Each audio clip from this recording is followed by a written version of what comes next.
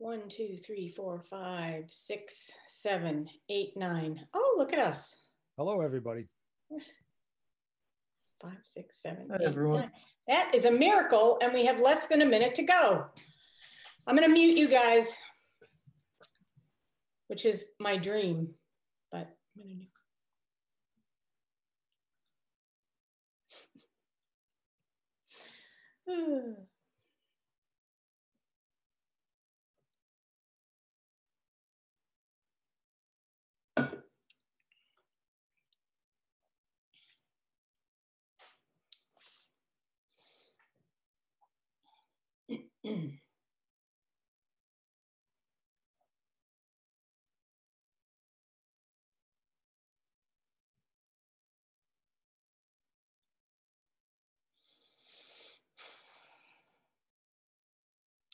Good evening. Welcome to the Easthampton City Council meeting for Wednesday, December 16th, 2020. The meeting tonight is being recorded and broadcast live via Easthampton Media on Charter Channel 193 and live streamed on Easthampton Media's YouTube channel. Thank you as always to the great team over at Easthampton Media for broadcasting this meeting. All counselors and participants in this meeting are gathered remotely via Zoom conferencing. Remote public meetings during the COVID-19 pandemic are the result of an executive order by Governor Baker on March 12, 2020, allowing us to do so. I remind both members of the City Council and the public to remain on mute until recognized by me. This meeting is now called to order. Barbara, could we have the roll call, please? Peg Coniff. Here. Salem Derby. Present. Omar Gomez. Here. JP Kwinzinski. Here. Erica Flood. Here. Tom Peak. Here. Dan Rist. Here. Lindsay Rothschild. Here. Owen Zarin. Present. We'll now rise for the Pledge of Allegiance. I pledge allegiance to the flag of the United States of America and to the republic for which it stands, one one nation, under God, indivisible, with liberty liberty, and and justice for all. So if there are no objections, I would like to ask for a motion to approve all of the minutes in one vote. If anyone has any changes for any of them individually, we can make an amendment to that minutes, but I would like to have a motion to approve the 5. I move to approve the minutes Second. for all the meetings discussed. Okay. Second. Motion is second to approve the minutes for October 21st, 28th, November 4th, November 18th, and December 2nd. Any discussion? Barbara. Peg Coniff. Aye. Salem Derby. Aye. Erica Flood. Aye. Omar Gomez. Aye. JP Kwinzinski. Aye. Tom Peak. Aye. Dan Rist. Aye. Lindsay Rothschild. Aye. Owen Zarin. Aye. Okay, motion passes. We now have public speak. Is there anyone here from the public who would like to speak on anything that is not part of the public hearings? Just go ahead and raise your hand if you would like to speak. Okay, seeing none, we have a lot of time between now and when the public hearing starts. So we can move to communications from elected boards and officials and committees. We have a couple of items on here. Barbara, let me ask you about the retirement appropriation notification. Is that just, is there something we need to vote on, or is that information only? It's just information. You get it every year. Okay, and now I can't find it, so my bad. Does anyone have that handy? Dan, do you have it handy? Oh, but I don't think we need to read it or anything. Okay, I was just gonna, okay, that's fine. We also have some information that we received from the city planner regarding our public hearing tonight, which is the report from the planning board, and we will be reviewing that during public meetings. We also, is there any city councilor that would like to make any announcements? Councilor Zaire. Thank you, President Coniff. Just a couple of things. The first, I just wanted to bring something up that one of a constituent brought up, and there was a discussion about this on social media, and I think it was really poignant, especially in these times, talking about concerns about access to affordable internet, or simply internet access at all. This pandemic has further exposed a number of issues already facing our residents and frankly, people in this country: food insecurity, income insecurity, rented housing insecurity. But we also should add information insecurity to that. In this age, almost all of our information comes through the internet in some way or another. And if our children are required to access their education through remote learning because of this pandemic, we need to find a way to make sure that each and every one of them has access to the internet. And if our residents become more and more dependent on the internet as a mean to access all their information, we just need to look into making that simple utility accessible for everyone. I don't know how we would do that, but it's just something to think about. And then additionally, we are in the final couple of days of the Jewish holiday of Hanukkah. Tomorrow night, we're going to light the final candle of Hanukkah, and traditionally, we've organized a lighting down at the pond. We obviously won't be doing that this year, but I will be doing a really brief live streaming event just to try to bring some community to this holiday. And I've been trying to provide some reflections about the holiday every night. I had the sudden epiphany maybe a month or so ago about the 9 candles that are on the Hanukkah, the Hanukkah menorah, and the 9 members right here, the city council.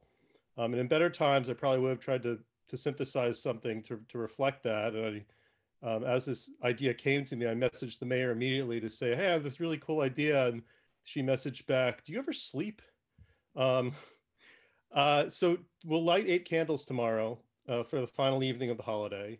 And the 9th candle on the candelabra, the one that stands above all the other ones, it's called the shamash.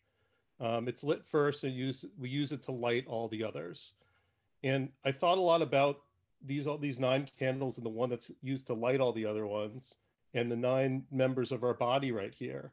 And I think about the opportunity, how we all individually have the opportunity with the shamash to bring light to the other 8 members of the council, whether it be you, President Coniff, your leadership, or Councillor Rist's experience and work on the CPA, or Councillor Rothschild's social justice, or Councillor Gomez's fairness and shrewdness, or Councillor Kwinzinski's way of looking at all sides of things, or Councillor Flood's passion for the city and advocacy for fair housing, or Councillor Derby's ongoing fight for a greener city, or Councillor Peak constantly looking outside the box. We each bring unique traits from ourselves to the rest of our colleagues, and we take turns bringing light in and firing up ideas. Looking on the agenda at any given week, we see these individual contributions from each of us, that each of us individually lead and inspires others. This holiday is all about inspiration, bringing light to the darkness, perseverance and courage of the few against the many, just like the Maccabees did a long time ago. We here in these chambers and throughout the city and in this country all have the opportunity to be the shamash and to bring light to others. So just a reflection for the night, and happy Hanukkah and happy holidays to everybody. Thank you, Councillor Zarek. Any other councillors? Okay. Well, I wanted to take the time for the correspondence and announcements portion for President and Vice President to talk about the Ordinance Review Committee. Over the past few weeks, I've reviewed each application, and I have spoken with all 10 individuals who were interested. As there were only 4 openings, it was difficult to only select 4 people. Everyone brings different strengths and experiences to any committee. It was important to me that we include members of the BIPOC community as well as new voices to this conversation, and I hope I've achieved that. So without further ado, the members of the Ordinance Review Committee from our community are Natalie Gomez. Natalie feels that our ordinances should reflect all of our community in a fair and unbiased way. Helen Korchik, as a member of the Latinx community, she wants to ensure that our ordinances are inclusive to all. Helen wants to raise her children with a particular awareness of inherent biases within the various institutions of everyday lives. Kay Collins, Kay hopes this effort identifies and removes biases and structural impediments to create a more equitable place to live and thrive for all community members. Samuel Charon, Sam is a lawyer and is interested in working on anti-racist activities that honor those who are most impacted. The City Council will be represented by Lindsay Rothschild, Omar Gomez, and Tom Peake. We're also going to include a liaison from the EPD who will provide data and answer any questions as needed, but they will not be a voting member. Officer Mitchell Siki Jr., who is our community policing officer and the LGBTQ liaison on the EPD, will be joining the committee. Thank you to everyone who applied, and I really encourage you who did not get named to the committee to please attend the meetings, even though you are not specifically named on the committee. The public will have an opportunity to voice their opinions in public speak format, just as they do in any other public meeting. The tentative first meeting will be held on Tuesday, January 5th at 6 p.m. And since I'm the only one who came up with that date, I haven't checked with the other members of the committee. So I will do that, and we'll see if we can gain consensus on that. For the first meeting, I will open the meeting as the chair, but once the permanent chair and clerk have been elected, I will bow out. I'll also be sending out the email to the full committee to make sure that we know what the date and time is. Please check the city calendar and the city webpage for exact dates and times for the meetings. We hope to get the first meeting after the organizational meeting to be in January as well. So look for those, and anyone who's on the committee who is at this meeting, I'll be reaching out to you to ensure that January 5th is a good time for you to meet for the first meeting. We'll probably also, just as a side note, probably also send you information about open meeting rules, basic parliamentary activity, and a couple of other things. Okay, so that's that. Thank you to everyone who applied, because first of all, it was very enjoyable talking to the 10 people, and I learned a lot, and we have some great people who are living in this community, and it was quite an honor to talk to them. Dan, you had a question? No, I have an announcement if you're done. I am not done. Okay, never mind. And hang on. I'll give you the high sign when I'm done. I want to do a little bit of business. The city council calendar, according to our city council rule number 5, we have to publish that in the December before the following year. So we have the proposed calendar in our packet. The months of June, July, and August, as typical, except for this past summer, will be held on the first Wednesday. All other months have the scheduled city council meetings typically as the first and third Wednesday of the month, except for the September 15th meeting. We're moving that to September 22nd to recognize that September 15th is the start of Yom Kippur. So at this time, I'll take a motion to accept the 2021 city council calendar as presented, which includes moving September 15th meeting to September 22nd. Anyone make a motion for that? So moved. Second. Motion is second to accept the proposed city council calendar. Any further discussion? Councilor Zaire. I just wanted to thank you, President, and the rest of the members of the council for making that small change for the Jewish holiday. You bet. All right, Barbara. Salem Derby, Yes. Erica Flood, Yes. Omar Gomez, Yes. JP Kaczynski. Yes. Tom Peake. Tom Peake. Yes. Dan Rist, Yes. Lindsay Rothschild. Yes. Owen Zarrett, Yes. Peg Coniff. Yes. I am now done, Councilor Rist. Just want to make a brief announcement to the full council. Our auditor, Valerie Bernier, has announced her retirement as of February 24th. And I want to personally, as chair of the Finance Committee, thank her for her incredible service to this city. Some of you who have been on the council a long time might remember that our former auditor liked to do things old school with a bookkeeping notes paper. And I believe, if I'm not mistaken, Val moved us into the digital world of Excel. And it was a welcome change, modernization of our bookkeeping. Val has been excellent in providing us with reports, updates on revenues, and keeping us on the right track with state law with regard to finance. Thank you, Valerie, and I know I reflect the same for all the council, and wish you good luck in your retirement. I just have one correction. I may have heard it wrong, but the effective date is February 4th. Oh, I thought I saw 24. Thank you. Sorry. No worries. Okay. Any other announcements? Okay. Mayor, do you have, what time is it? Mayor, do you have any communications at this time? No. I want to give do anyone on the council have any questions of the mayor? I know a couple of weeks now I've gone by and just kind of moved on when the mayor didn't have anything to say, but I want to offer you guys an opportunity if you have anything that you'd like to ask the mayor. Okay. Well,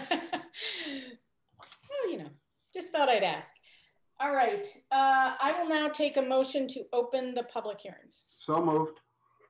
Second. Motion second to open the public hearings. Any discussion? Barbara. Erica Flood, Yes. Omar Gomez, Aye. JP Kaczynski, Yes. Tom Peak, Aye. Dan Rist, Aye. Lindsay Rothschild, Aye. Owen Zaret, Yes. Craig Coniff, Aye. Salem Derby. Aye. Public hearings are now open. The first item is utility pole location request for Main Street. Councilor Zaret. Thank you, President Coniff. We have a request from Eversource to install 2 poles along Main Street, approximately 118 feet westerly of True Heart Drive. The reasoning for this request is to provide electrical service for Casey Tactical, which is down right. This is right near the Southampton line, kind of near to Big Y. We met today. The representative, I did reach out to the representative from Eversource, but they were not at our committee meeting. I'm not sure if they are here tonight. I'm just looking. Like it. I don't see evidence of that. The committee agreed that the proposal seemed fairly straightforward. We did, in the past, we have requested that similar proposals be amended or contain language to accommodate for any potential communication wiring for the city itself. This particular petition, the last line reads that we agree to reserve space for 1 cross arm at a suitable point on each of said poles for the fire and police telephone signal wires belonging to the municipality. We agreed to essentially amend that to include, to say fire, police, telephone signal wires, or other wires belonging to the municipality. I'll finish my statement, then I potentially have a question. It might be for Councilor Peak, but anyone else who can answer it. We felt that there weren't any substantial questions that we would need to ask of the Eversource rep, but I would ask if councilors here do have questions, then I recommend we may have to continue the hearing. As it stands, including that small amendment that we made, the committee voted 3-0 in favor of installation of these poles. The question I do have, and I don't know if members of the council can answer that, or particularly Councilor Peak because of his involvement with telecom, is if, when considering pole installations, if we have to make a specific requisition for future fiber optic cables, or if it would just be assumed that we would be able to install those at a later date without having language for any new poles. Councilor Peak. That's a great question, Councilor Zaret. In most communities that don't own their poles, there is an understanding that they have to make a small lease payment to the pole owners. So that's the case for all the existing poles. And I think, if a fiber to the home system were to come together, that likely would be an operating cost that the city would take on. Does that answer your question, or am I misunderstanding it? Thank you. I think that answers my question. So if I'm understanding correctly, even if we include a provision that would potentially, and I think we should include the language, but even if we included provision for other municipal wiring, you still may have to make a lease payment. Yeah, I mean, either you would or you wouldn't, because, I think that we have a separate contract for each of the poles in the city, if I'm not mistaken. So I think that, yeah, you'd probably have to figure it out for each of them. I don't think that, the language that we see on all the other poles, I don't think there's necessarily any need to substantially amend it.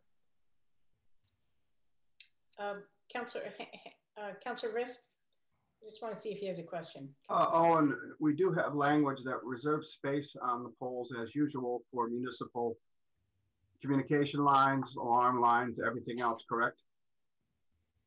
We do. There's language. Oh, I'm sorry. Go ahead. Yeah. Go ahead, Councilor Zarrett. We do have language in this specific petition, Councilor Rist, but it singled out police and fire, and the committee felt that it might be wise to include language that said or other wires of the municipality, because I just don't know, as we expand, or there might be an application I'm just not thinking about, certainly with a nod to potential municipal broadband, but there may be other wiring needs of the municipality that extend beyond police and fire that we should just allow for should the need arise. If I could follow up, I feel that is appropriate, and I'm curious if this is only a petition for this particular pole. We should amend a lot of pole contracts or whatever they are. On the other hand, my thought is that you should get Eversource in. This is a new idea that I haven't heard before about making sure we have broadband access, etc.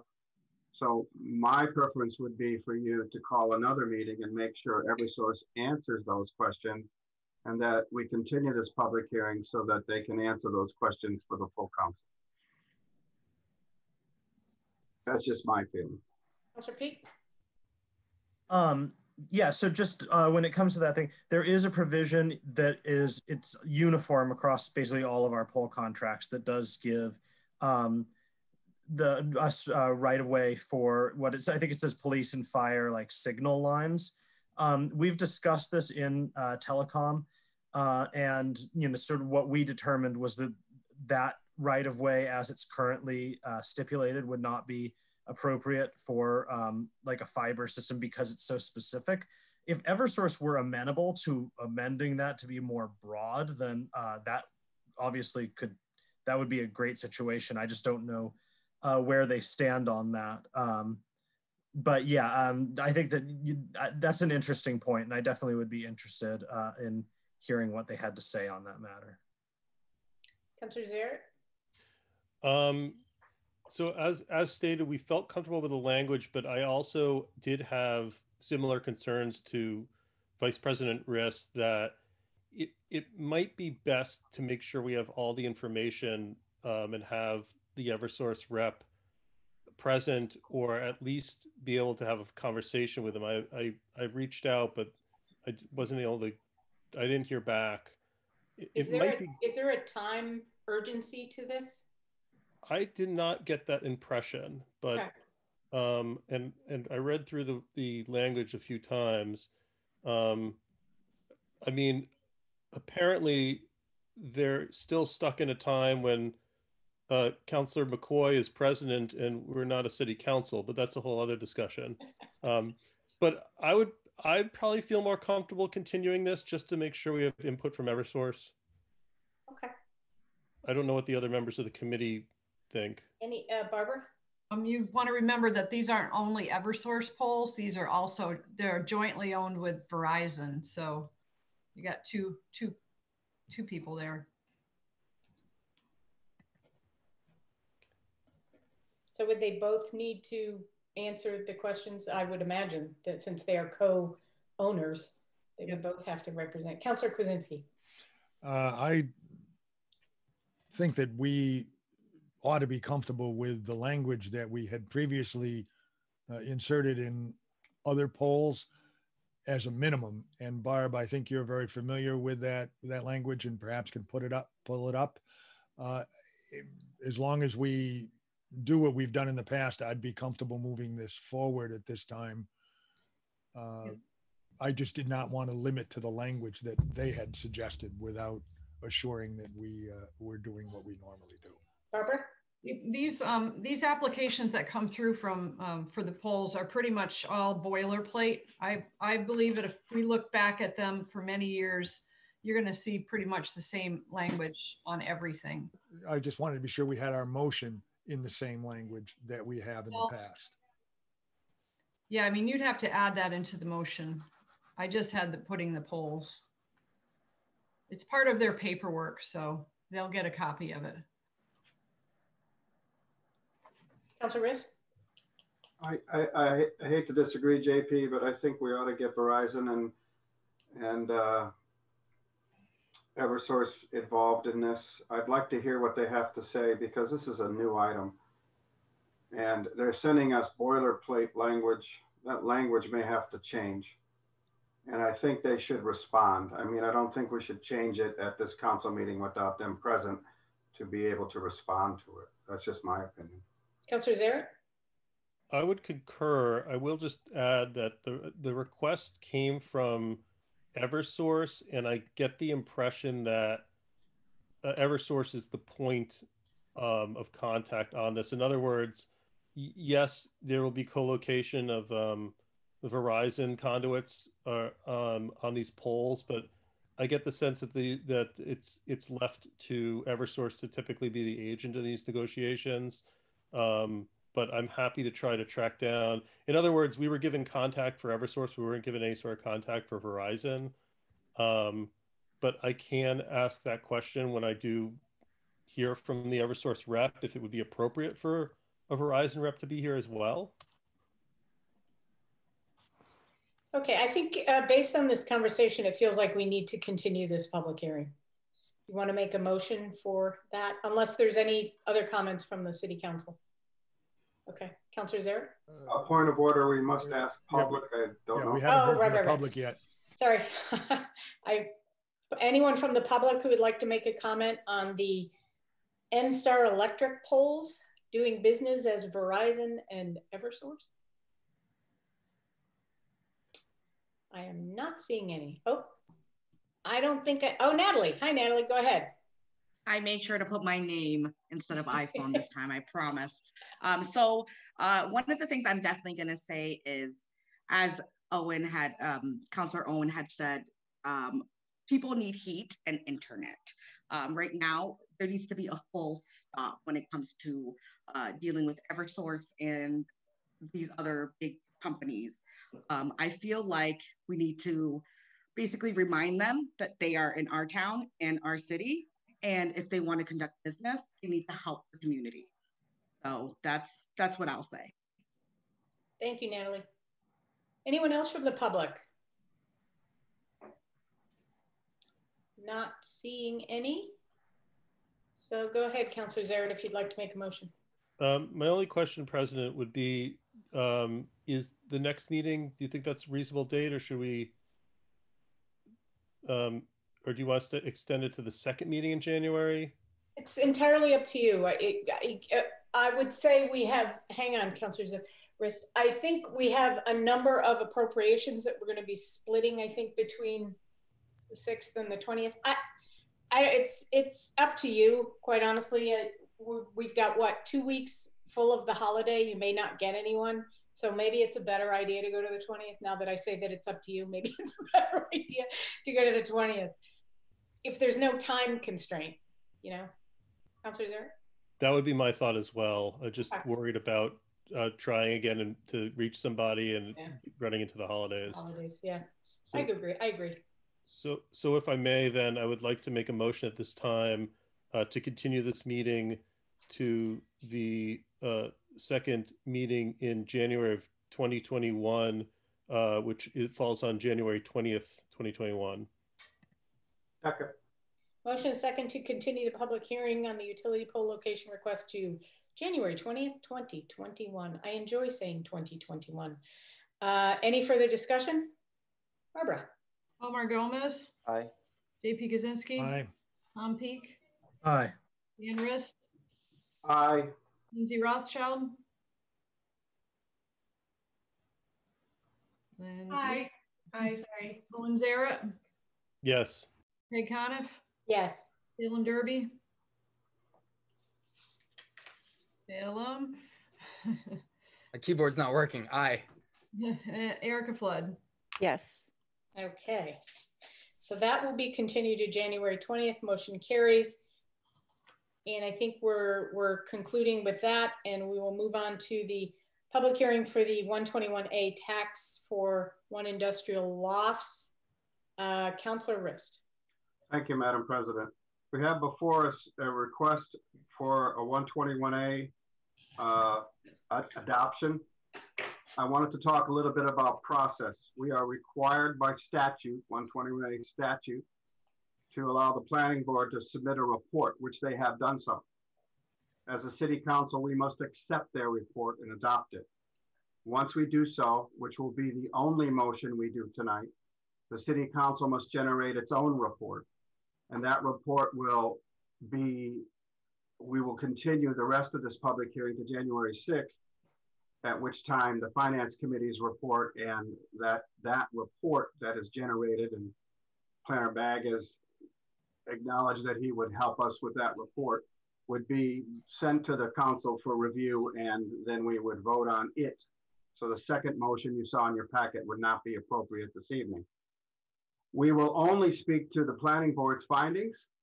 And I would ask, and I think the president would ask, that all questions and comments should be only refer to that report. And without further ado, I'll ask our planner, Jeff Bagg, to go over the report. And if Jeff, you need me to call up the report, I can do so. Or if you need to, maybe we make him a co-host. But I think it is straightforward, and he will briefly summarize the report. I also see the chairman of the planning board here, if he would like to make comment as well.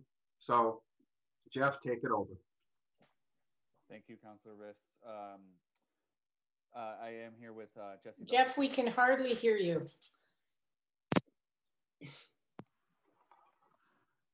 Let's try that. Is that any better? Way better. I'm going to ditch the headphones. Thank you. And I am here with the chair of the planning board, Jesse Belcher-Timmy, who could answer questions on behalf of the planning board. And I'm relaying this for the planning board in response to the 121A. I was going to share my screen if that's okay. Does that make sense? Yep. Let me make you a co-host. Okay. Go ahead. Thank you. So I'm going to do a relatively detailed summary of this report. The report is in the city council packet for December 16th. And the report is dated December 10th. It's the planning board report that's required under the statute. The planning board met twice, first on November 17th and then again on December 1st. And both times the applicant, Mike Michon, and his attorney and consultant were present. And after review of the application, discussion and deliberations, the planning board voted unanimously to submit the report and findings to city council in support of the granting of the requested 121A agreement. And the structure of the report is 6 findings that are required.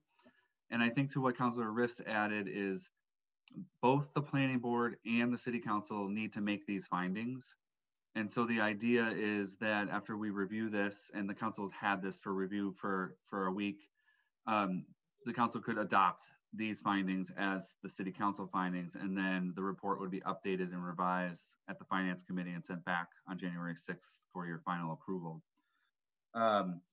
So the following findings are pursuant to Mass General Law, Section 121A, Chapter 121A, Section 6. The proposed finding, the first finding, sorry, is that the proposed project area is qualified under the statutory definition of blighted, open, decadent, or substandard. So the planning board found that the property qualifies under all three of these definitions, but most particularly as decadent. I will not read the definition of decadent here, but the board specifically found that the property is decadent based upon its continuous decline since the 1990s and identification by Easthampton public safety officials as being a significant public safety concern. In addition, the property is a prominent, highly visible landmark within the Mill District and greater Easthampton community. Unfortunately, the property presents as an abandoned mill complex with windowless building shells, crumbling brick facades, graffiti-covered buildings, and plywood fences, all of which are easily observed from Ferry Street, Pleasant Street, and the rail trail. The board referenced the fire department letter dated July 31st, 2018, and the building department letter dated August 2nd, 2018, all of which are included in Exhibit M in the application, in which the former fire chief described the property as derelict and a threat. And I promise I will not read every word of every page here, but these were some of the most compelling findings that the planning board had. And they quoted from those letters from former Chief Motter that, you know, his statement was that this property has been a public safety concern for many years. There have been many fires in the various buildings over the years that have placed a tremendous strain on public safety resources throughout the area. The buildings formerly known as 1 and 15 pose a significant risk, not only to firefighters, but the public as well. From the street, both buildings show major structural damage that could lead to a catastrophic failure if they were left standing. And based on the location of these buildings, he felt that if they were to collapse, there was a threat to the public using the sidewalk and the road on Ferry Street. The planning board also finds that as described by the applicant during the November 17th, 2020 meeting, building 1 was demolished due to its dangerous condition, which presented a hazard to engineers and architects. For those safety reasons, ultimately, the building was demolished, which prevented the granting of historical tax credits from the state and necessitated the additional tax reduction through the 121A request. The planning board found that the no build scenario as outlined in the environmental notification form would prevent the redevelopment and result in the continued vacancy of the site, no improvements to water and stormwater quality, no improvement in existing building conditions, unrealized tax revenue, unrealized opportunities for the owners and residents of the subject property and surrounding communities, and no new housing and no workforce housing units. The second finding that is required is that the project is not in contravention of any zoning, subdivision, health, or building ordinance or bylaw or rules and regulations of the city or town.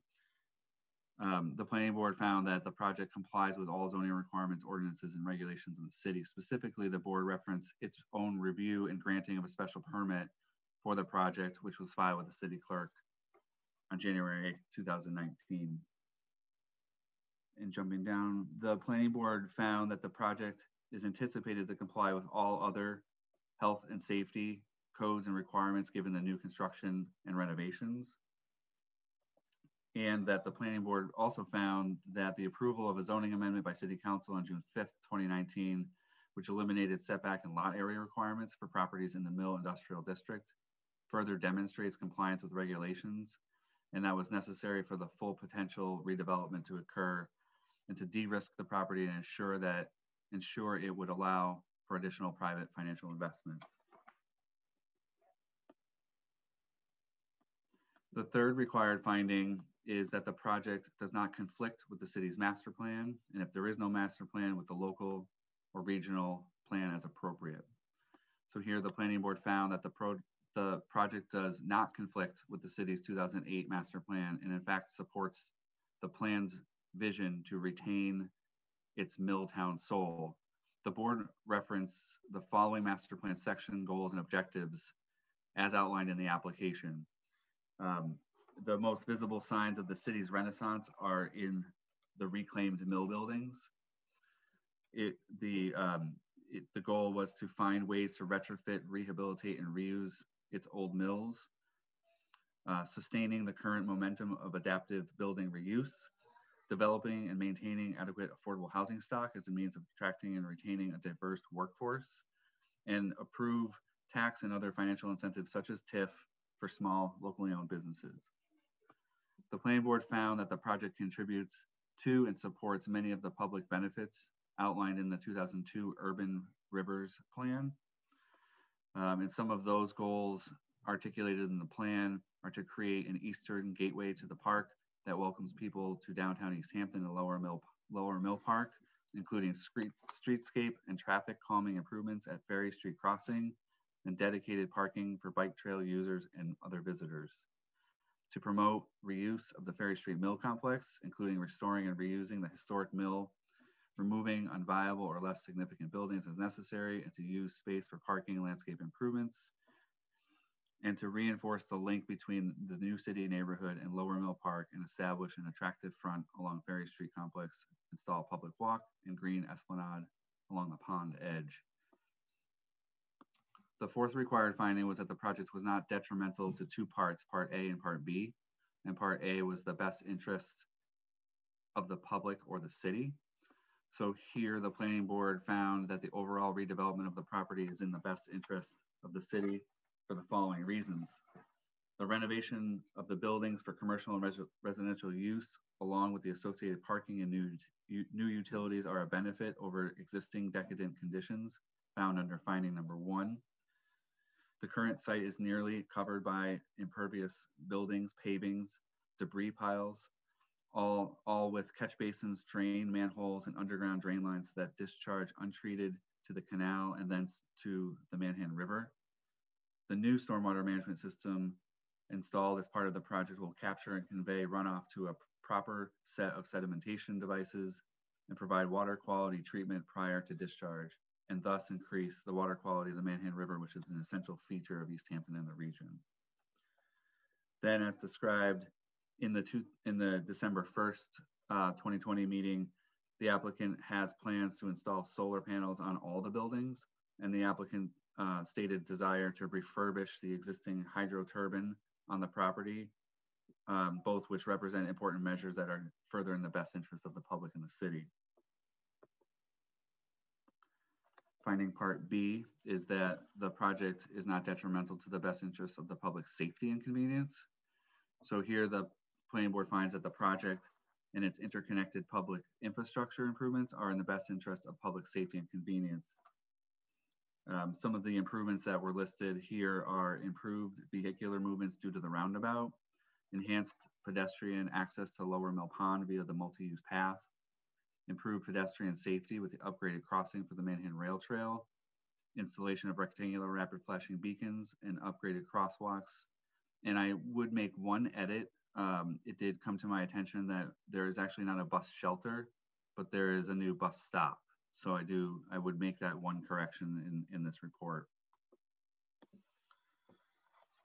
And then finally, under this finding, the planning board recalled the testimony of the former fire chief during the special permit proceedings that the buildings were in such poor condition that the fire department will not enter the property. And they found that extremely compelling to the importance of the project to increasing public safety. The fifth finding is that the project is consistent with the most suitable development of the city.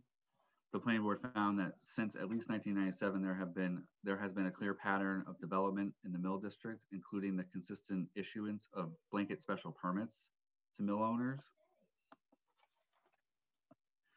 And the planning board also finds that this project further complements the goals around increasing walkability of Easthampton because of the proximity of the mills to the bike path, This location contributes to the continuously expanding range of mixed uses, provides substantial additional new housing units, preserves historic structures, and increases the opportunity for residents and small businesses to coexist. The sixth finding, and essentially the last one, is that the project constitutes a public use and benefit. And here the planning board found that the project constitutes a public use and benefit through the adoption of the city's first district improvement financing area around the project in July of 2018. Through the establishment of this district, the city is able to employ a tool to fund further enhancements to public infrastructure in this geographic area from the increased tax revenue that would not otherwise be available from the general fund. The planning board finds that the provision of approximately 50 workforce housing units is an additional public benefit of the project.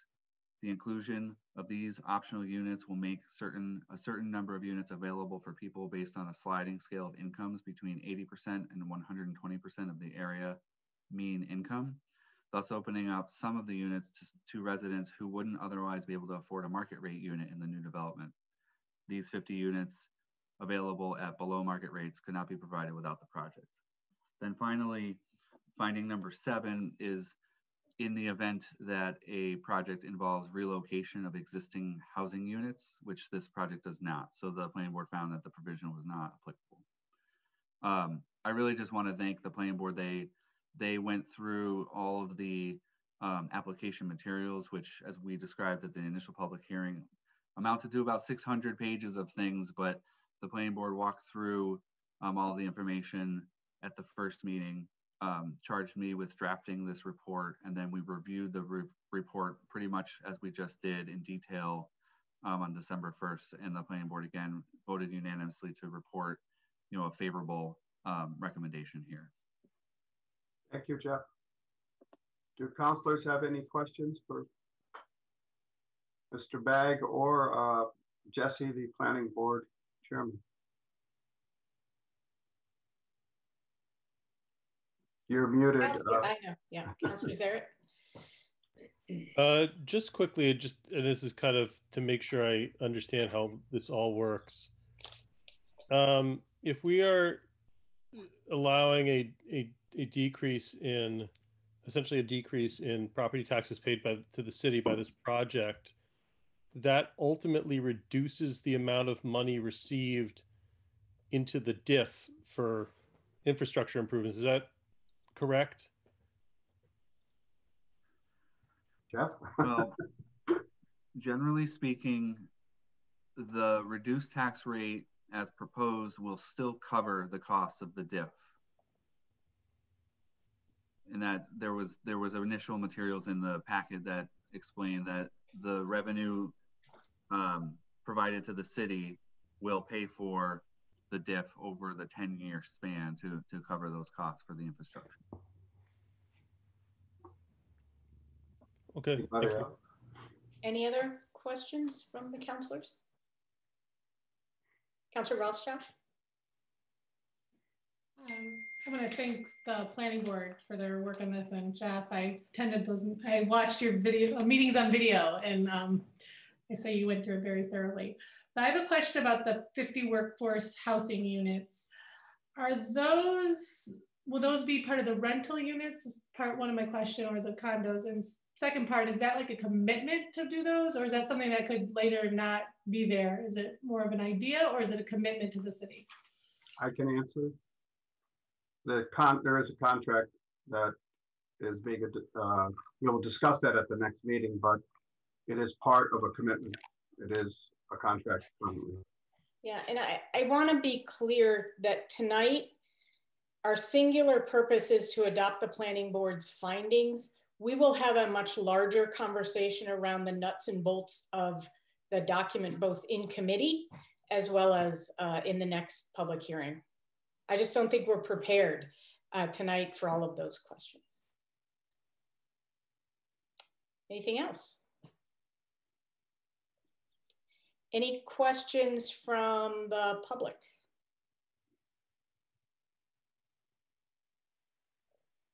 Okay, I am not seeing any. Councilor Rist. Before I make the motion, Jeff, I'm gonna use the word amended because you're going to adopt the document to say bus stop instead of bus shelter. And I think as long as the council is aware that that minor language change is there, I'll use the word amendment. I don't think we need two motions to do so. Unless anybody objects, I'm going to make a motion that that is what the amended document means. Anybody have a problem with that? Okay, then I move that the city council accept and adopt the planning board findings as amended as identified in their report dated December 10th, 2020, pertaining to the 121A application submitted by One Industrial Law. Second. Motion is second to accept and adopt the planning board findings. Any further discussion? Barbara. JP Kaczynski. Aye. Tom Peak. Aye. Dan Rist. Aye. Lindsay Rothschild. Aye. Owen Zarrett. Did we take public comment? Yes. Yes. Okay. Aye. Peg Coniff. Aye. Salem Derby. Aye. Erica Flood. Yes. Omar Gomez. Aye. Okay, motion passes. We have accepted the planning board's report. So you know, I was going to continue the public hearing, Madam President. I'm sorry, go. Just so you know, we will discuss a report that Planner Bag and myself will try to generate at the finance meeting on the 30th. It should be brief because we already had a rather lengthy discussion on this and the finance committee did approve it 3-0. This report is basically required by the state statute and it shouldn't change anything, but will be more detailed and it will be available to the council for the packet for the 6th. So I make a motion to continue the public hearing for 121A application to January 6th at this time. Second. Motion is second to continue this public hearing to January 6th, 2021. Any further discussion? Barbara. Tom Peak. Aye. Dan Rist. Aye. Lindsay Rothschild. Aye. Owen Zarrett. Yes. Peg Coniff. Aye. Salem Derby. Aye. Erica Flood. Yes. Omar Gomez. Aye. JP Kaczynski. Aye. Motion passes. I will take a motion to close the public hearings. So So moved. moved. Second. Motion is second to close the public hearings. Any discussion? Barbara. Dan Rist. Aye. Lindsay Rothschild. Aye. Owen Zarrett. Yes. Peg Coniff. Aye. Salem Derby. Aye. Erica Flood. Yes. Omar Gomez. Aye. JP Kaczynski. Yes. Tom Peak. Aye. Motion passes. Public hearing is now closed. All right, moving on. We will move on to the reports of standing committees. Councilor Rist, Finance. Thank you, Madam President. We will meet on December 30th of this month. We have a number of appropriations to discuss. I will be sending them to committee now, and I was setting some public hearings as well. We'll also include the 121A discussion. So without further ado, I'm going to make first readings for the number of appropriations and supplemental appropriations that are in front of us. I gotta find them, just give me a second.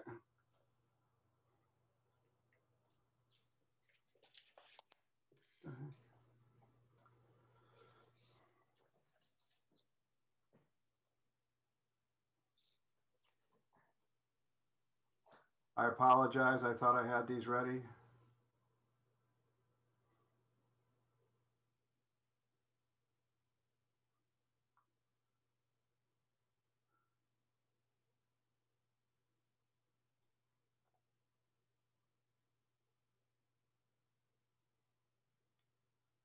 The first appropriation is a supplemental appropriation.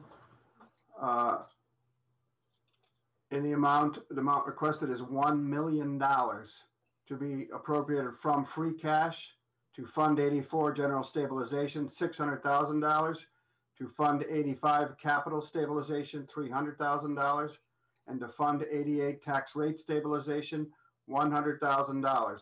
The amount requested will be used for the following purpose: to fund general stabilization to provide stability in the current environment, to fund capital stabilization to meet capital needs, and to fund tax rate stabilization to help reduce the impact of debt exclusions on the tax rate.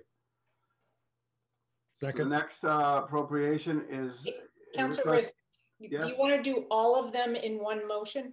Or in I'm one, going to make them all, I'm going to read them all and make one motion to send them to Finance Committee. all right. So I'll continue. A supplemental appropriation request from the Community Preservation Act.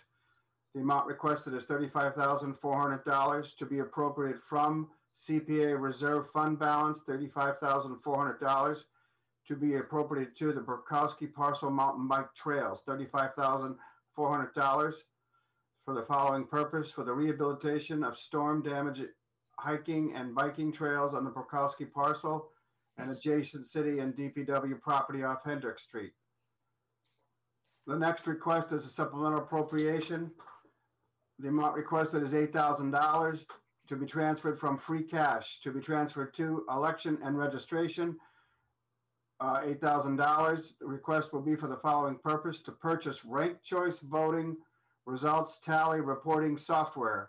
This is a one-time purchase that is necessary in order to utilize ranked choice voting with the city's ImageCast precinct tabulators.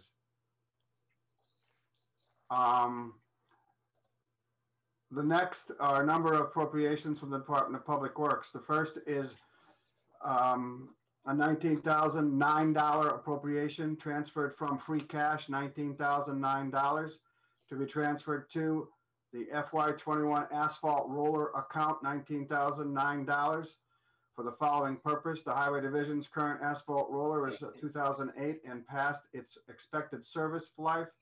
It is frequently out of service for repairs and is difficult to obtain replacement parts. The next item is a supplemental appropriation for $25,000 to be transferred from free cash, $25,000 to be transferred to the FY21 Fire Department floor repair account, $25,000 for the following purpose. Repair is needed on the concrete floor in the fire department apparatus bays. A 70-foot trench drain system is located along the apparatus bay floors. The concrete around the drain grates is spalling and the grate framing is deteriorating.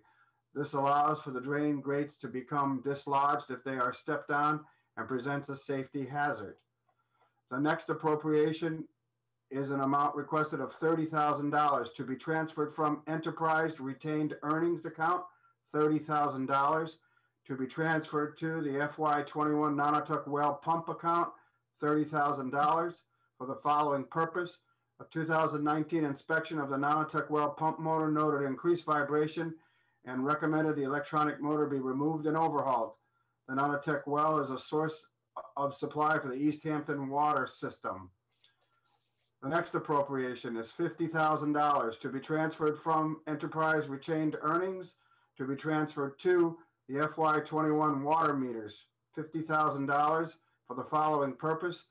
The Water Division replaces approximately 250 water meters annually.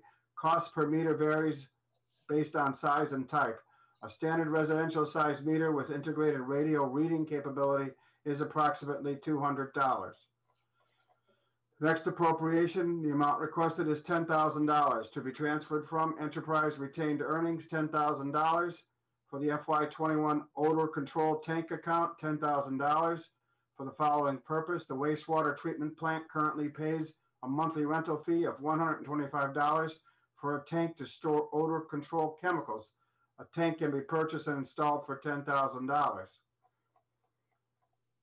The next appropriation, the amount requested is $93,021.74 to be transferred from enterprise retained earnings, $93,021.74 to be transferred to FY21 return and waste pump replacement account, $93,021.74 for the following purpose. The existing return and waste pumps at the wastewater treatment plant are obsolete and replacement parts are no longer available.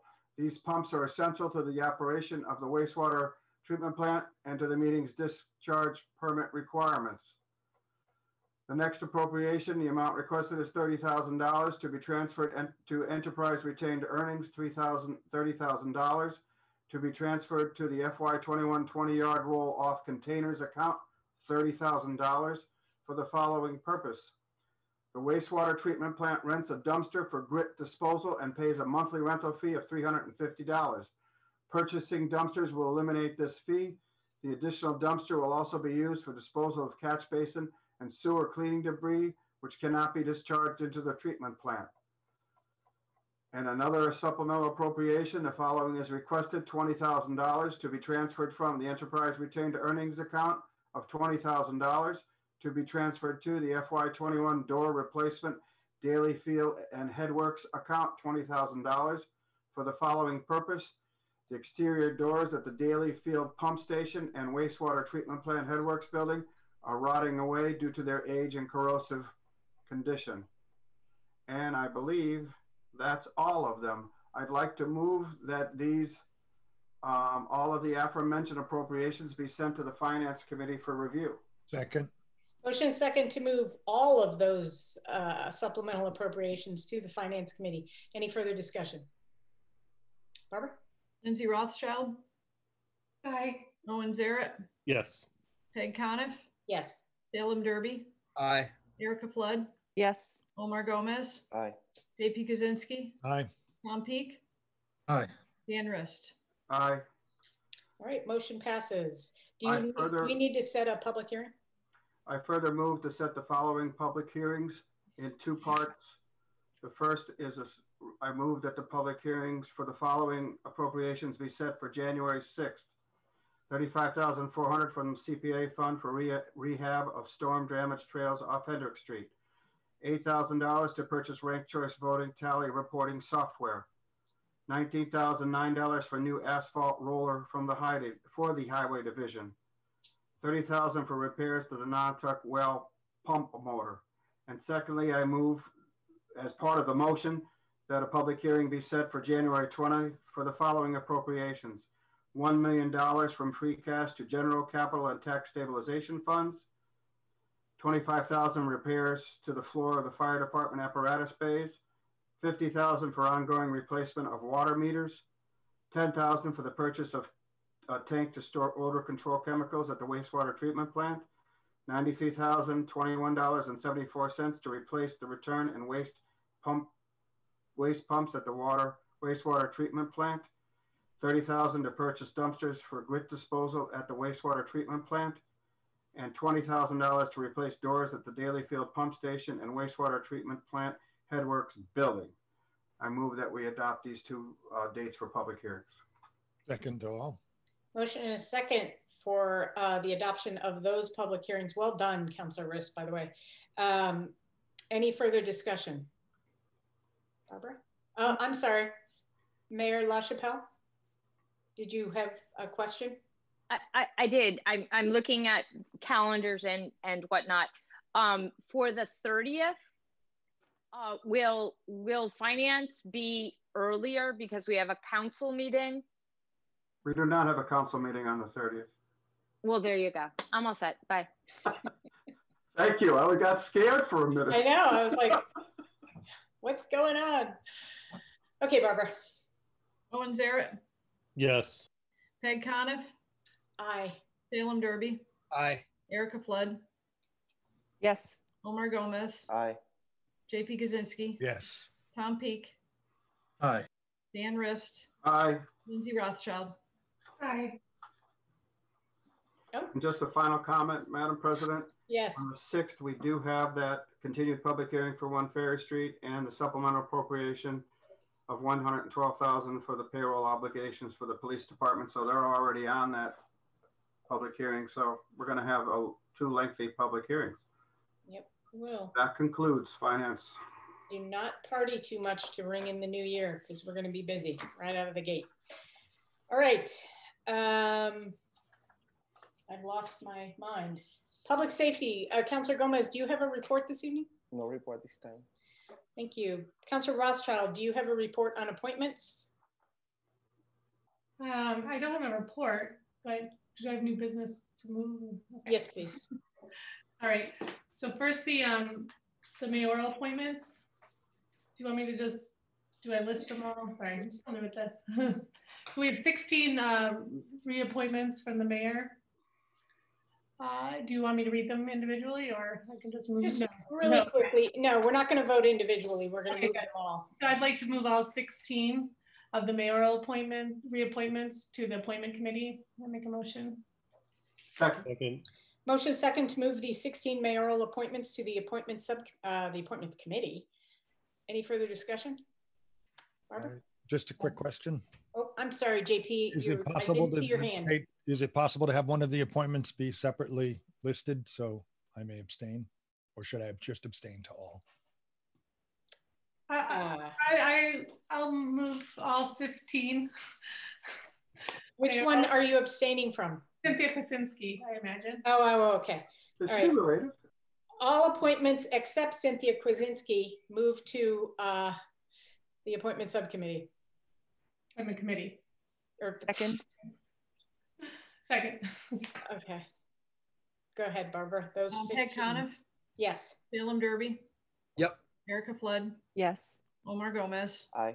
JP Kaczynski? Aye. Tom Peak? Aye. Dan Rist? Aye. Lindsay Rothschild? Aye. And Owen Zaret? Yes. Motion passes. Okay, I'd like to make a motion to move Cynthia Kwinzinski's reappointment to the appointment committee. Second. Second. Motion second to move Cynthia Kwinzinski to the appointments committee. Any discussion? Barbara? Salem Derby? Aye. Erica Flood? Yes. Omar Gomez? Aye. JP Kaczynski? Abstain. Tom Peak? Aye. Dan Rist? Aye. Lindsay Rothschild? Aye. Owen Zaret? Yes. Peg Coniff? Aye.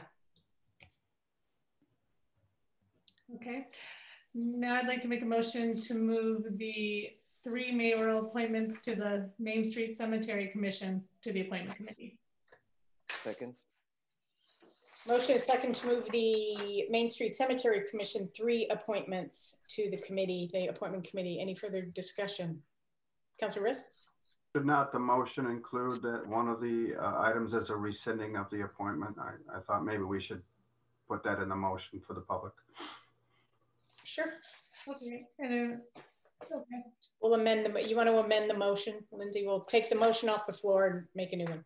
Okay, I'd like to make a motion to move the 3 appointments to the Main Street Cemetery Commission to the appointment committee and rescind the appointment of Sam Pliska.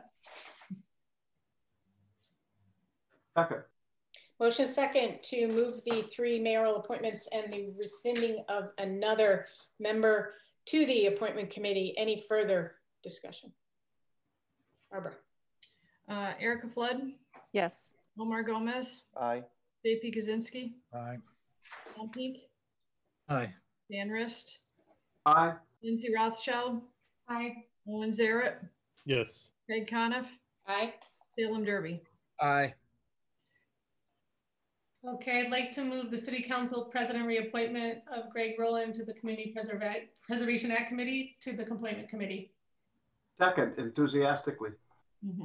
Motion second to reappoint Greg Rowland to the Community Preservation Act Committee, moving that to the appointment committee. Any discussion? Barbara? Peg Coniff? Aye.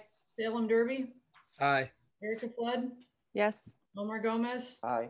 JP Kaczynski? Yes. Tom Peak? Aye. Dan Rist? Aye. Lindsay Rothschild? Aye. Owen Zaret? Yes. Motion passes.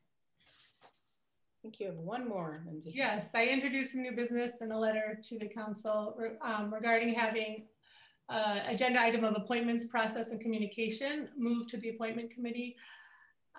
Should I speak on this a little bit or? No. Okay. We'll just move it. Okay. I make a motion to move the topic appointments, process, and communication to the appointment committee. Second. Motion second to move the changed or the reimagining of the process and communication for the appointments committee to the appointments committee. Wow. Any further discussion? Councilor Zaret? I'm I guess this could be sent to any committee. Was there a reasoning why it's not being sent to rules? It's going to be sent to rules. First, we're going to send it to appointments for them to kind of work out the process. And then we're going to send it to rules to codify the process. Brilliant. Thank you. We need a vote on that, I presume. Barbara? Salem Derby, Aye. Erica Flood, Yes. Omar Gomez, Aye. JP Kaczynski, Aye. Tom Peak, Aye. Dan Rist, Aye. Lindsay Rothschild, Aye. Owen Zaret, Yes. Peg Coniff. Aye. Motion passes. And I think you're all done. This concludes. Well, Yeah, You that's the wanna best set part of the report. you have a next meeting? You need to set another meeting. Well, we don't have one set, but we could meet December 23rd or the 30th. Is either of those dates work? I can. 30th is a finance committee meeting, so. Erica and JP. Does the 23rd work for you too? 23rd work for you? At 5 o'clock? 23rd December. works for me at 5 o'clock. Yes. JP? I'll do the 23rd at 5. Okay. Thank you. All right. Thank you, Councilor Rothschild. Ordinance, Councilor Derby. Thank you, Madam President. Ordinance Committee met last night for a joint public hearing with the Planning Board. And we discussed changing the operating times of cannabis establishments in the city. They did put forward a favorable recommendation. I'm going to hold off until I get their written recommendation to make the public hearing for that, just because I wanted to confer with the president to make sure we had a time that was not too congested. So we are also meeting next Tuesday, and next Tuesday is the 22nd at 6 p.m. Where we're going to be able to finally dig into some of our other topics on our agenda. So that should be exciting. And just one bit of housekeeping. I think I'm going to ask for a 30-day extension on the engine brake proposal, as I'm hoping that this will be the last extension I will ask for on that one. In the form of a motion, please. I'll second. Motion is second to extend the engine brake ordinance proposal 30 days. Any discussion? Barbara? Erica Flood, Yes. Omar Gomez, Aye. JP Kaczynski, Yes. Tom Peak, Aye. Dan Rist, Aye. Lindsay Rothschild, Aye. Owen Zaret, Yes. Peg Coniff, Aye. Salem Derby. Aye. Motion passes. Thus concludes. Thank you, Councilor Derby. Thank you. Property Councilor Zaret. Thank you, President Coniff. Our sole agenda item, the poll location near True Heart Drive, was previously discussed in public hearing. At this time, I'd like to make a motion to extend the item 30 days. Second. Motion second to extend the agenda item poll location request 30 days. Any discussion? Barbara? Omar Gomez, Aye. JP Kaczynski, Aye. Tom Peak, Aye. Dan Rist, Aye. Lindsay Rothschild, Aye. Owen Zaret, Yes. Peg Coniff, Aye. Salem Derby, Aye. Erica Flood. Yes. Motion passes. And as previously noted, we have a continuance of that public hearing set for the second meeting in January. We will also be, we ran out of time tonight. We will be meeting probably for a brief meeting just to approve meetings, minutes, and as well as determine a clerk and have a reorg meeting. So we'll notify you as soon as we have a date. Thus concludes. Not quite. Oh, right. I'm sorry. I've asked the property committee and Councilor Zaret to please take the open item of the housing production plan into their agenda, since they have some time. So go ahead if you want to move that over. Yes, thank you for reminding me, President Coniff. At this time, I'd like to make a motion to move the memo transmitting the housing production plan with the next steps in the process to the property committee. Second. Motion second to move the Easthampton Housing Production Plan review to the Property Committee. Any discussion? Barbara. J.P. Kwinzinski. Aye. Tom Peak. Aye. And Dan Rist. Aye. Lindsay Rothschild. Aye. Owen Zaret. Yes. Peg Coniff. Aye. Salem Derby. Aye. Erica Flood. Yes. Omar Gomez. Aye. Motion passes. Thank you. Thank you, Councilor Zaret. President Coniff?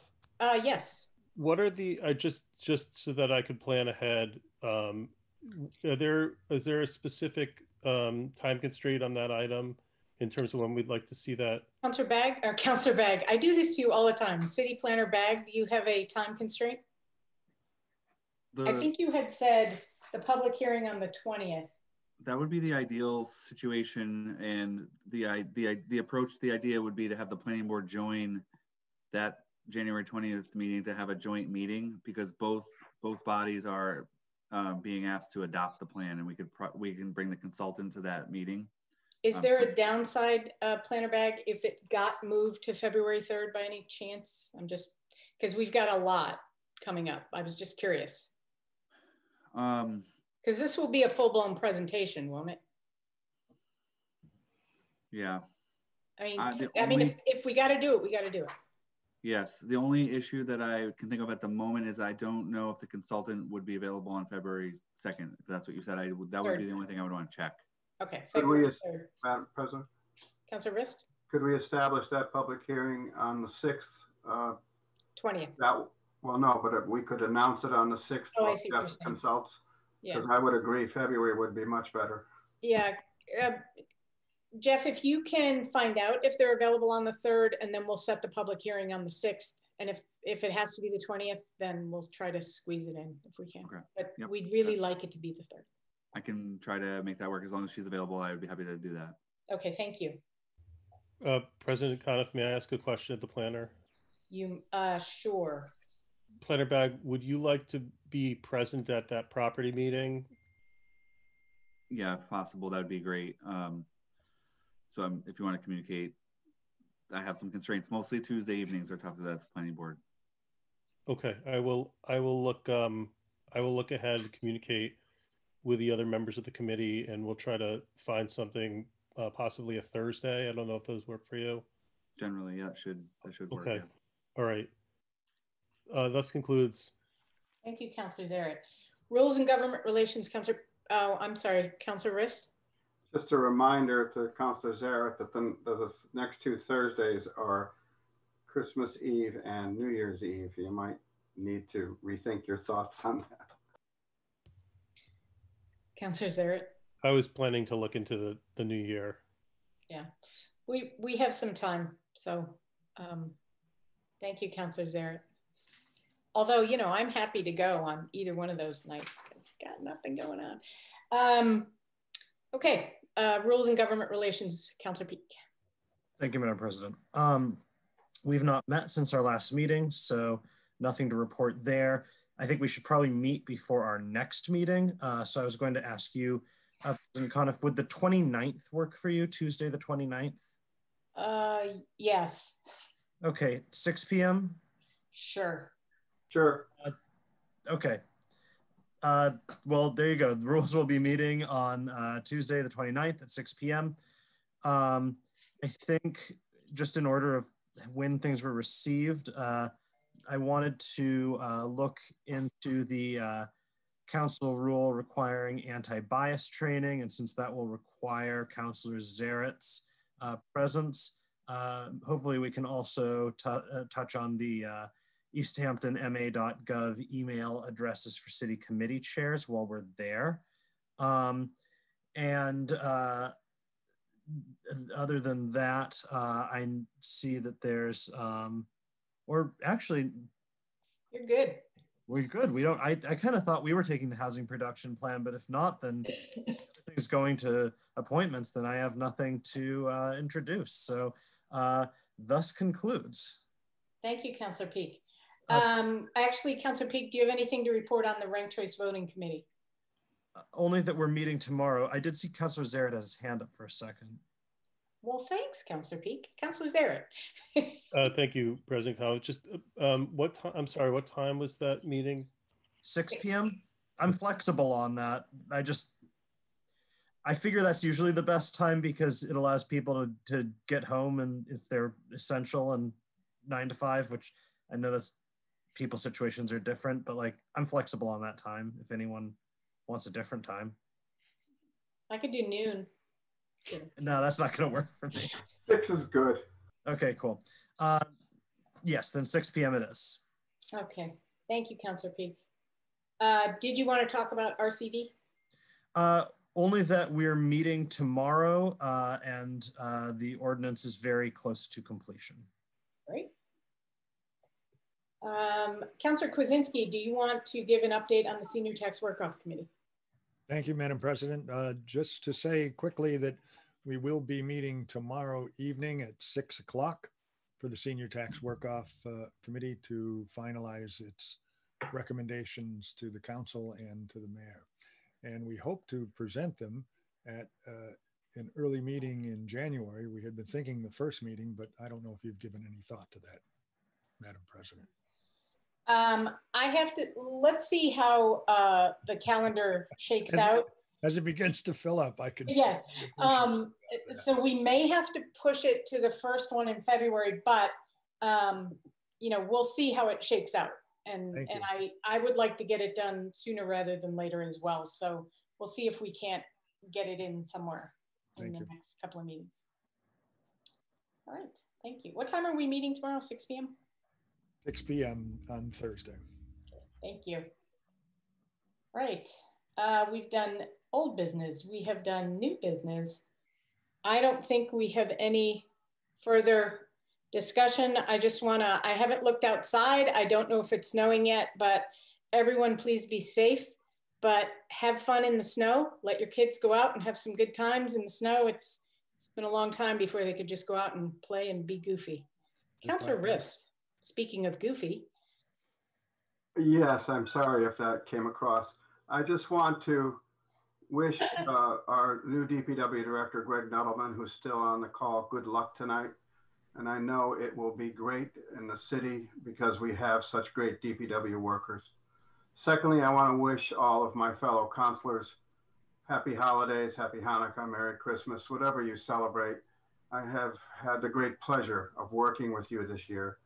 And I really want to say to 2020, good riddance.